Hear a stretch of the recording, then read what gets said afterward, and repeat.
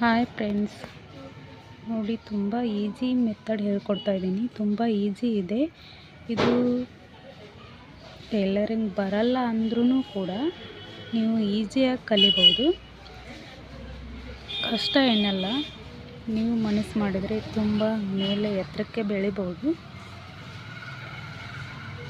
ನೋಡಿ, ಇದು ಸ್ವಲ್ಪ ಕ್ಯಾಮ್ರಾ ನಾನೇ ಇದು ಮಾಡ್ಕೊಂಡು ಮಾಡೋದ್ರಿಂದ ಸ್ವಲ್ಪ ಇದು ಬಂತು.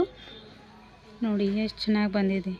ಅದು ಗೋಟ್ ಕಟ್ಟಿರೋದು, ಇದು ಬ್ಲೌಸು. ಪೈಪಿಂಗ್ ಹಾಕಿ ಮಾಡಿರೋದು ಬ್ಲೌಸು.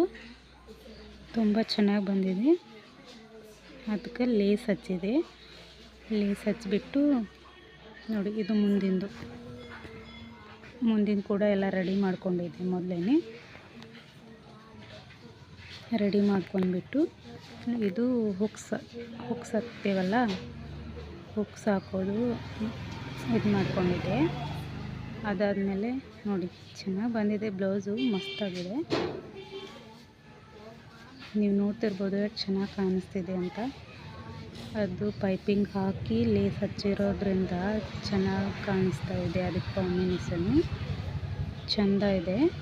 ಬಟ್ ನಾನು ಈ ಭುಜ ಕೂಡಿಸ್ಕೊಂಡೆ. ಭುಜದ ಮೇಲೆ ಆಮೇಲೆ ನೋಡಿ ಎಷ್ಟು ಚೆನ್ನಾಗಿ ಬಂದಿದೆ. ತೋಳು ಕೂಡ ರೆಡಿ ಆಯಿತು. ತೋಳಿಗೂ ಕೂಡ ಲೇಸ್ ಹಚ್ತಾ ಇದ್ದೆ.